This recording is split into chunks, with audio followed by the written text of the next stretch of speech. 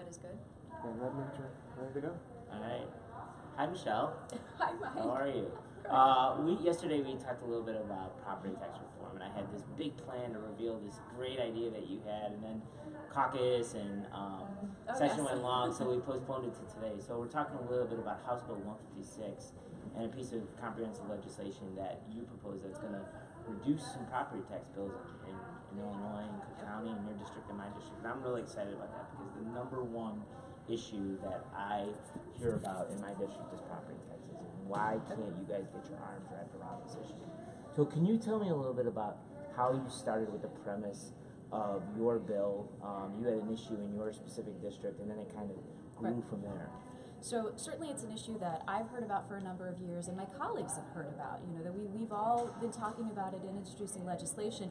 And this particular piece stemmed from, I have residents who are receiving Social Security disability, so they're on a fixed income that falls below the $55,000 threshold, for which we offer the seniors an opportunity to have a freeze.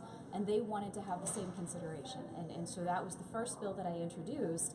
And obviously more conversations about how we could make adjustments for other people to have more relief on their property taxes followed.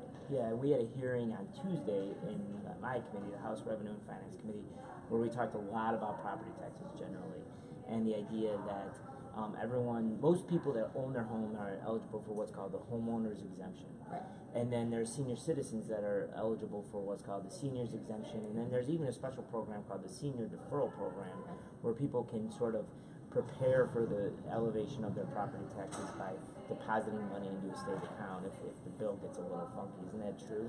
Well, so I believe for the senior deferral program, what happens is if you defer, the state will actually use a special fund to pay your property tax bill, and then at the time of you perhaps selling the house or the owner passing away, the proceeds from the sale of the house will be used to pay the state back for the taxes they had paid on your behalf.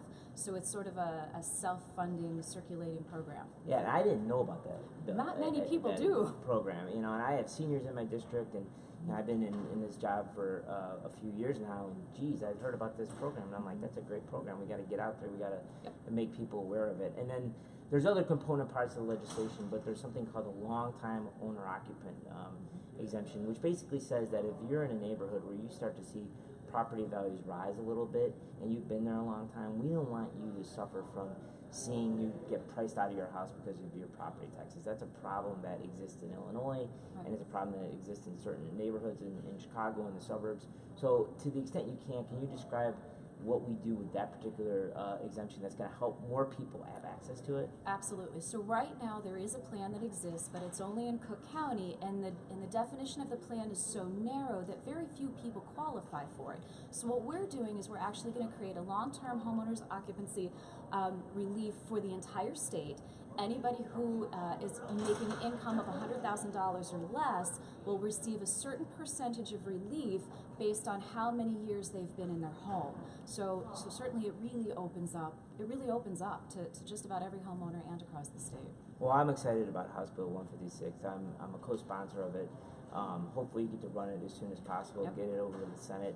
We're going to have a good, robust discussion about it on the floor. I'm sure everyone's going to be excited to vote for it. We had bipartisan support in the Revenue and Finance Committee, a lot of good questions and a lot of good debate about it. So congratulations and keep up the good work. Thank you. All right. See you guys later.